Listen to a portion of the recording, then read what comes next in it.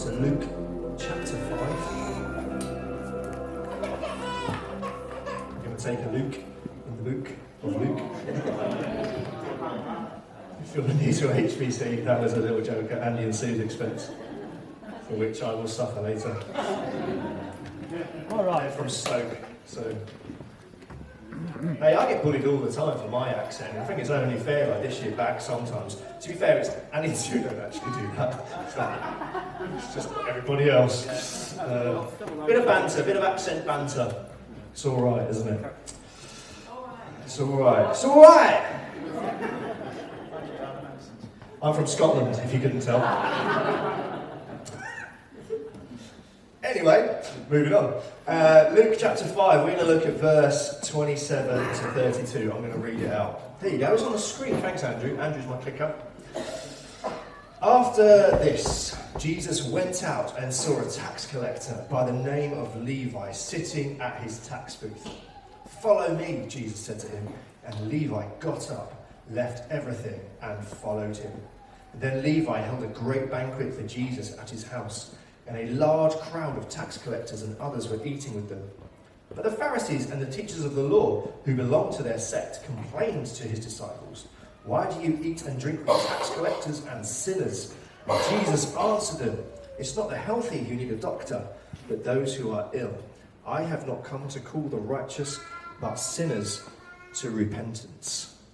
That's our key verse there. I have not come... it's not the healthy who need a doctor, but those who are ill. I have not come to call the righteous, but sinners to repentance. My title for this morning's talk is "Where All Are Welcome," and that's what we're doing. That's what we're talking about this morning. Where all are welcome. We all have prejudices. Did I say that right? Prejudices? I feel like it's too early on a Sunday morning to say words like that. Well, I'll just have some water. We all have prejudices. We all have kind of preconceived ideas about people. Pause for a dramatic effect. When you see someone, you make instant judgments about them. Now, I had an experience the other day. In fact, I didn't have the experience the other day. Georgina and Mark Southern had the experience the other day. You did.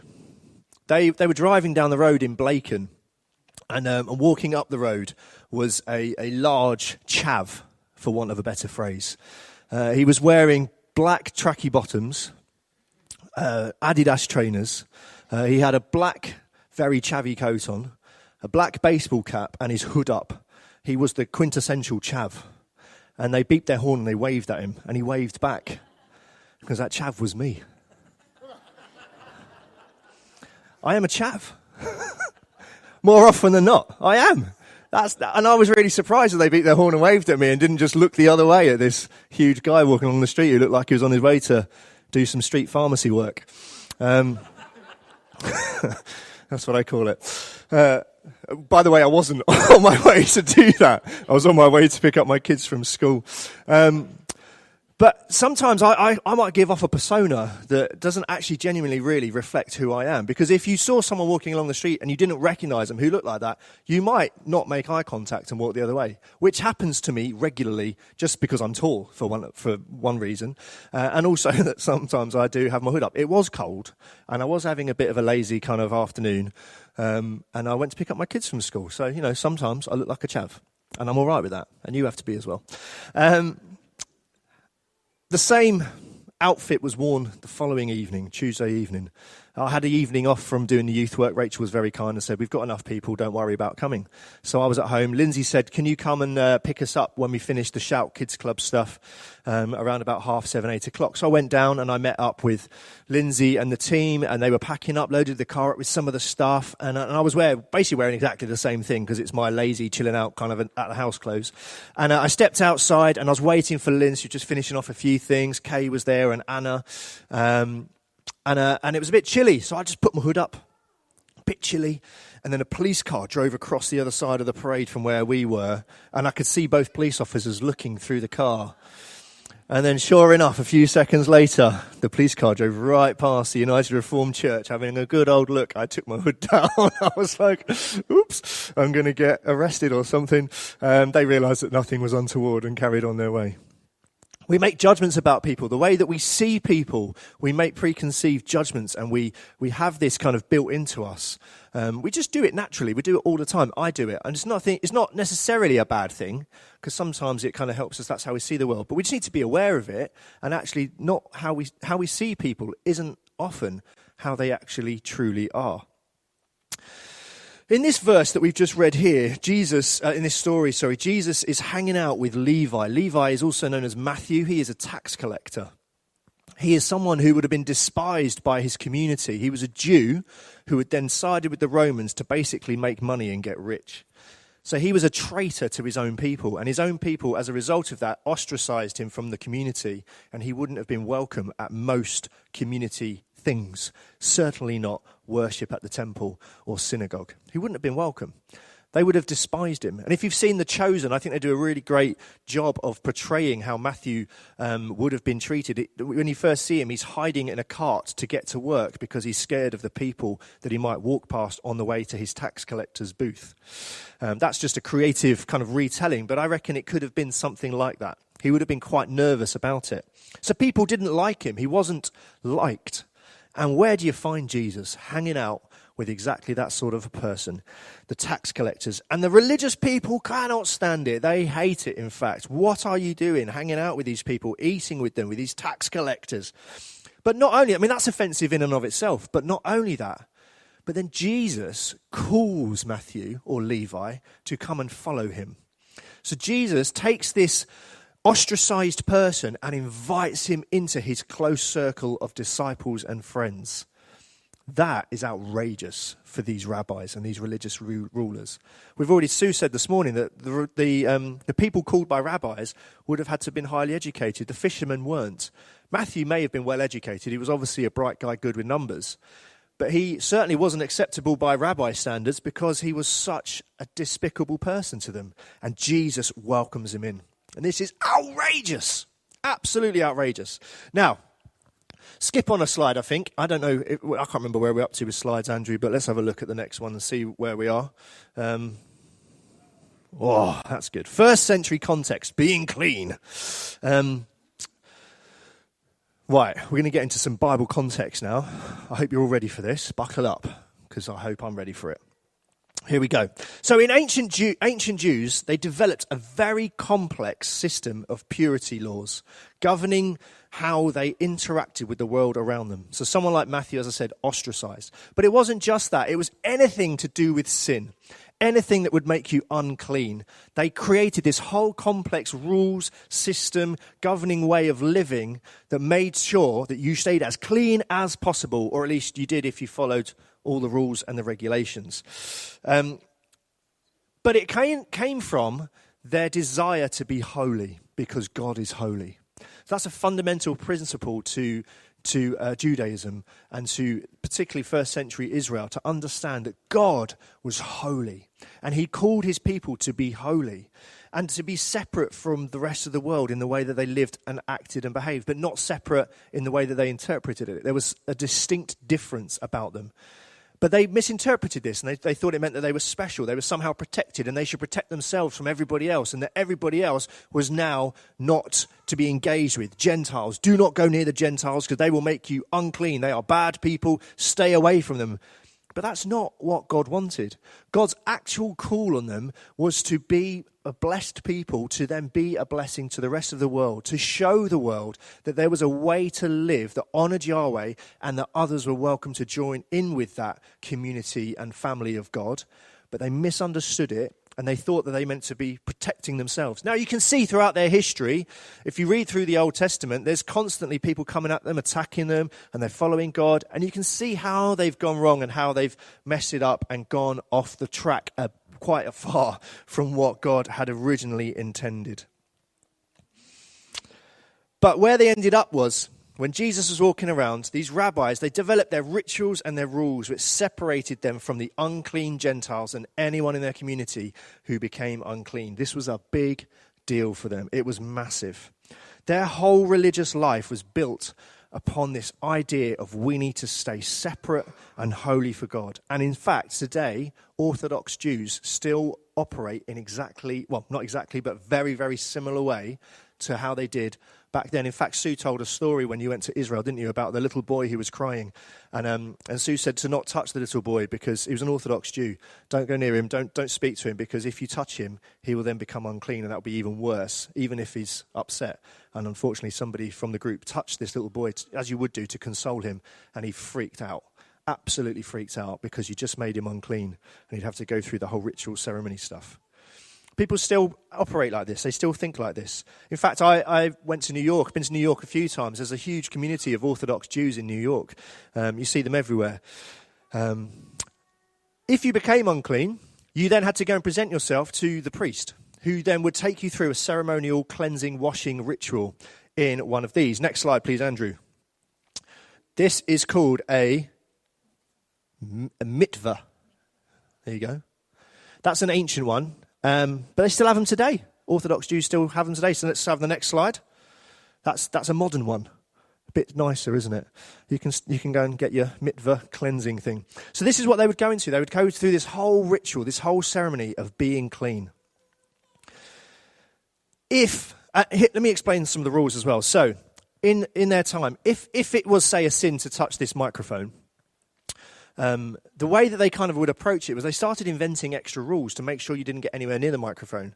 So if it was a sin to touch this microphone, then you wouldn't be necessarily allowed to even come like near the microphone. Like there'd be like a barrier maybe, or you kind of like a mental barrier. Or actually, just don't even bother coming into the whole building. Like just stay away. It was like these rules upon rules to make sure that you didn't get anywhere near the thing that would make you sin. And if someone had touched this microphone, if they touched you, then you then became unclean. Your uncleanliness was transferable, like we might think about germs today. It was transferable. So if you were around someone who had done something unclean and then they touched you, you now were unclean. So this whole process of this religious way of living was just constantly living on edge of, I might become unclean and be ostracized from society until I go through the waters of the mitvah and the ceremonial cleansing to make me back in with my community. It was serious. It was serious stuff. If you had a skin disease, we know leprosy, you had to wear a sign around you which said you had leprosy. You had to have a bell to ding sometimes, or you would shout, stay away, I'm a leper. And you were not allowed anywhere near the community. You weren't allowed inside the village confines. You had to go and live outside of the village. And then you see Jesus. How does he respond to anybody that is classed as unclean? Anyone at all. Women. So women were not largely seen as unclean, but because of the monthly menstrual cycle, that made you unclean if you were a woman in religious times. And so you would have to, after you'd finished your menstruation, you'd have to then go through the waters of the mitvah to then be cleansed of that. And then you were acceptable. Your husband had to stay away from you because otherwise he'd become unclean. And then there's a woman who's bleeding, isn't she? Later on in the gospel. And she approaches Jesus and she touches him. The leper walking down the street, or maybe not walking down the street, somewhere, wherever he is, and Jesus touches him. Levi, an ostracized person from the community, what does Jesus do? He eats with him. Eating with him was a way of welcoming him, of being family, community with him. Breaking bread, they would call it, together meant something more than just sharing a bite to eat. It was a much more of a community act. All of these people that Jesus comes into contact with, he breaks the rules every single time. Every single time. Jesus is a terrible rabbi. He's absolutely shocking at it. He gets it all wrong all of the time. He just breaks all of the rules. He is ridiculous. He is outrageous. And he baffles the religious people time and time again. What I love about some of the stories of Jesus is that in our English Bible translations, in our 21st century context, we can miss some of the power of his words. So with the woman who touches him, who's been bleeding for 12 years, absolutely unclean, she should stay away from everybody. The fact she's even in the crowd is outrageous. Then she touches Jesus, and he recognizes his power's gone out for him, and he turns to her, and he says a word. It's a powerful word. It's a life-transforming word. Andrew, could you put the next slide up? I think it's the next one. Oh, and the next one again. Sorry. Oh, I'll go again. I'm all out of sync. I'm like Paul Stevens here. Next one again. Sorry. He says this word, daughter. Daughter. Now, we might think that's a nice turn of phrase. That's just a nice thing to say. But here's what he's saying. He is saying you are now part of the family of God. God sees you as his daughter. That is transformational. That single word. When Zacchaeus, the short guy up the tree who's also a tax collector, stolen loads of money from people, when he changes his life around and he gives back 4 times the amount that is owed, Jesus says to him, you are now a child of Abraham, a son of Abraham. You are welcomed back into the family of God. Because these people would have been ostracized from the family of God. You are no longer part of Israel, the community of God's people. You are not allowed to be here. You are not welcome. Jesus says, daughter. That's transformational. This is the welcome that Jesus gives. It's outrageous. It's ridiculous. It breaks all of the standard norms of the day. And he does this all of the time. Every single person that he comes into contact with throughout the gospel stories is more often than not people that he interacts with in this kind of way, people who would have been ostracized. The woman caught in adultery, he says, go and sin no more. I'm not going to condemn you. Everybody he meets, Mary, when she pours perfume over his feet and worships at his feet, somebody that probably had a bit of a promiscuous lifestyle, he welcomes her and she actually becomes part of his community. In fact, women were allowed to be part of his gang, his group, his friends. They followed him around. They were disciples of Jesus. They went everywhere with him. And we've looked in a previous sermon series how women actually helped to fund a lot of Jesus' ministry and mission. That was outrageous. Rabbis didn't have women follow them around. It's like, stay away. Go and do the things that women should be doing in first century Israel. But they followed him and he welcomed them into his community. And then you get the religious leaders and the interaction. This is my favourite parts of Jesus, some of my favourite parts of Jesus, because he is brutal. We always think of Jesus as being lovely and gentle and kind and welcoming, and he is all of those things. And then he's really horrible and nasty to the religious people, and it's brilliant. Some of the things he says are like, I'm surprised they didn't try, well, they did. I was going to say, I'm surprised they didn't try and kill him earlier. They did. And he managed to Jesus has got superpowers. He sneaks through the crowd and gets away from them. They're like, where did he go? I don't know. He was here a minute ago. Oh, he's off over there. He does it all the time. This is what Jesus says about their rules, their regulations, and how they behave and treat people, the religious people. This is what he says in Matthew 23, verse 4. He says, they tie up heavy burdens, hard to bear, and they lay them on people's shoulders, but they themselves are not willing to move them with their finger. So he's like, they put all this stuff on people, all these rules, these regulations, they just bound them up and they tie them down. My notes just disappeared. That's not helpful. It's clear from Jesus' words and his actions that he completely disregarded pretty much most of their religious elite approaches and practices to following Yahweh. Not everything, but a lot of it. The teachings, you've probably heard this before, but the teachings of rabbis was described as a yoke that you would take on. You would take on the teachings of your rabbi. And you would load it up on yourself, if you like. Imagine that. You're just kind of taking these teachings on, and then you would try and live according to it. And he's saying that your teachings weigh people down. And then he says that my yoke is easy. My burden is light. And then the key to that is he says, learn from me, and you will find rest for your souls. No other rabbis going around saying you'll find rest for your souls. They're saying you'll find cleanliness for your souls. You'll find maybe peace. You'll find correction with God. But Jesus gives rest to your soul.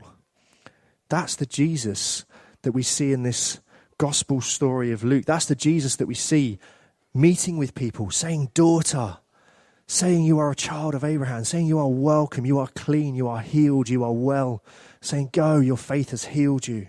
That is the Jesus that we see who gives rest to your soul.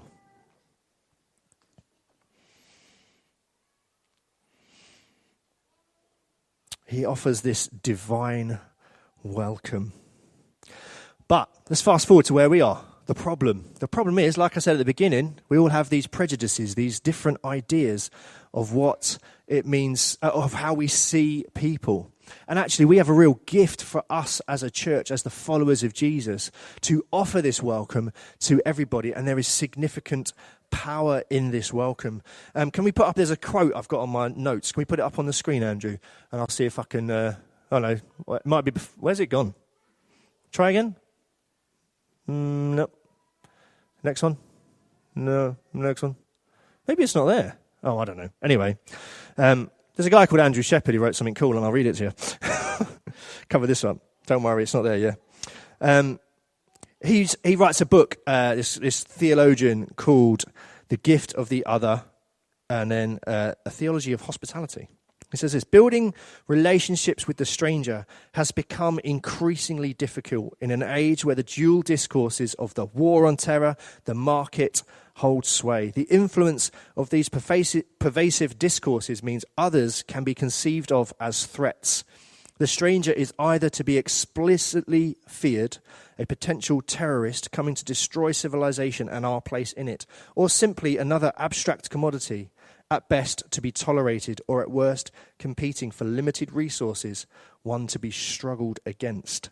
What he's saying is that these ideas that we've had since the kind of the war on terror has influenced the way that we see people who are other than us, different people. The way that we view people has been distorted, and we see them as threats, or we see them as something to be tolerated, or a commodity, and struggled against.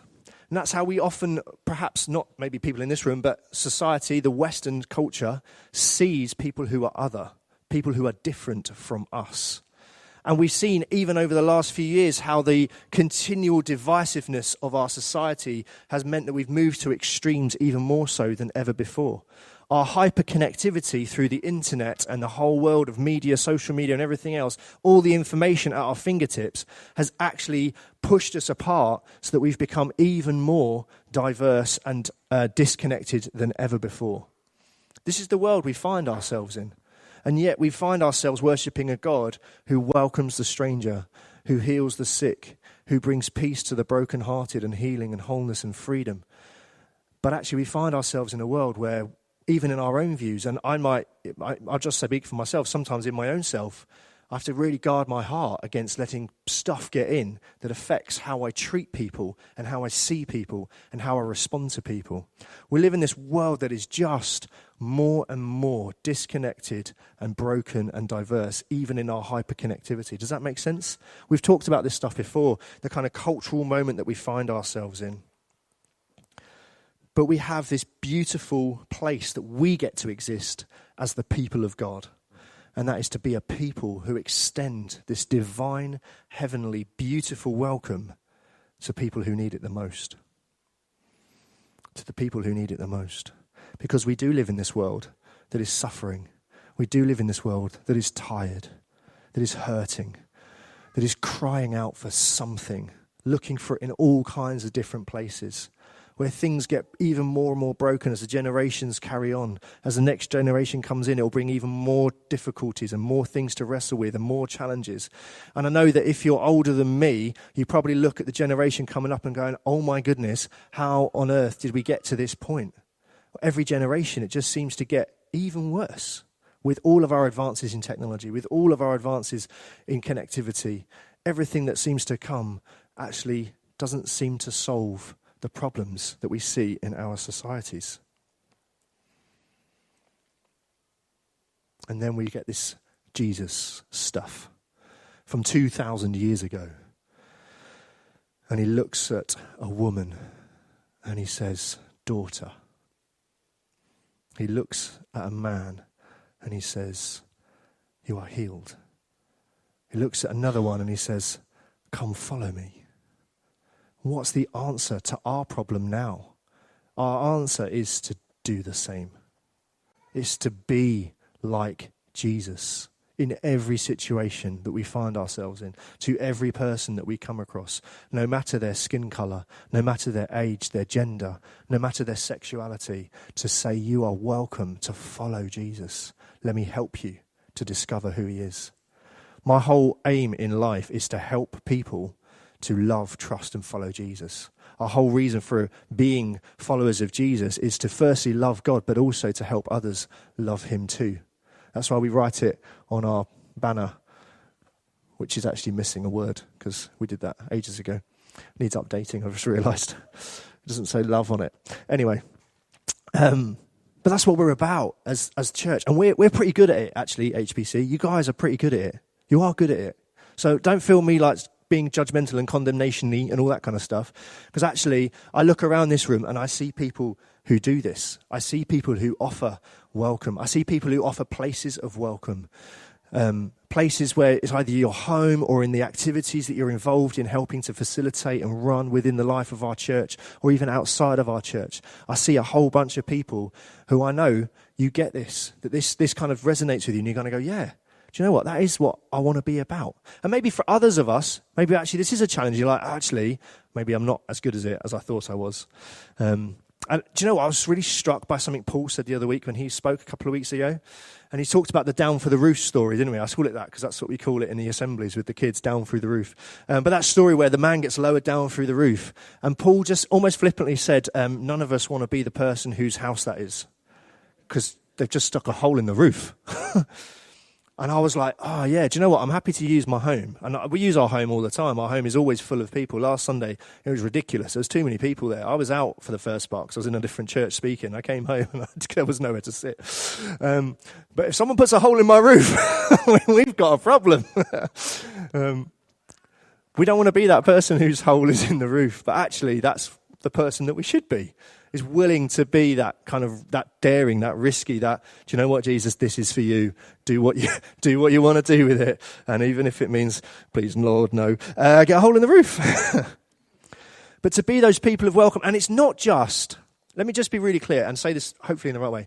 It's not just, come in, you're welcome. It's come in, you're welcome, but you're welcome to discover Jesus and who he is and how he sees you and everything that he offers you. The whole purpose of all of this is that people would find Jesus. Jesus went as the God who is holy, cut through all of the nonsense in their religious systems, and he met with people. That's what this welcome is about. It's about people meeting Jesus. The welcome that Jesus offered was a welcome to come and meet me, come and follow me, come and encounter me so that you can have life in its fullness. And that's the welcome that we offer to people outside of our church, in our communities, wherever we might find ourselves, in our workplaces. It's not just to be nice people who can have a cup of tea with. That's lovely and that's good, and people do sometimes need a cup of tea and a coffee and a nice chat. But actually, the substance behind it needs to be fully Jesus. Because that's the thing, Jesus is a thing, that's the reality that is going to change and transform their lives and their world. Jesus transforms lives, and that's the welcome that we invite people into, to have their lives transformed. That's what we should be about as a church. So our individual lives should be about welcoming people to have their lives transformed. Our church should also be a place that welcomes people to have their lives transformed, that we do it full of love, full of serving, the servant heart, that we welcome people, we hug them, we feed them, we clothe them, whatever they need. But it's so that they can meet Jesus, because that is the ultimate transforming power. Right, for us, we're going to do something. Maybe you need to hear this morning that you are welcomed, that you specifically are the one that Jesus sets his eyes on this morning, and he says to you, daughter. He says to you, son. He says to you, you are welcome. No matter who you are or what you've done that might discredit you from following Jesus or from having the life to the full, we're in a room full of people who've probably got lists of things that could discredit us from being a holy person who follows Jesus. But Jesus cuts through all of that nonsense and he says, I've dealt with that. I'm here and I'm looking at you and I'm calling you daughter. I'm calling you son. You are welcome with all of your mess, with all of your dysfunction, with all of your brokenness, with all of your pain. Come and follow me. Come and be with me. Come and be part of my family. He's saying that. And then maybe for others of us this morning, we're feeling challenged that actually we need to be those people who can extend this welcome to others. And I don't want to be like one of those kind of preachers that guilt trips you into doing it, because it's not a guilt thing, it's a love thing. It's actually, if we love God with our whole heart and our soul and our mind, and then we remember that we were that person who was welcomed. Maybe you've been a Christian for 20, 30, 40, 50 years, I don't know. Maybe you've been a Christian for 5 minutes. You've been welcomed. You've experienced that life transformational welcome. You now get to be the carrier of that good news to other people and say, you are welcome too. Can we stand?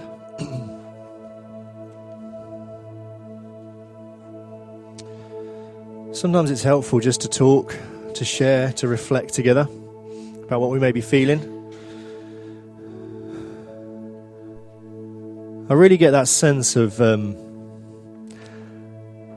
just that coming to God, that responding to that welcome, that for those of us that it's that moment where you're hearing daughter, you're hearing the word son. You're hearing that welcome, that draw of the Holy Spirit drawing you to Jesus. That this is a moment for you just to have something sealed in your heart of what Jesus is saying and doing in you.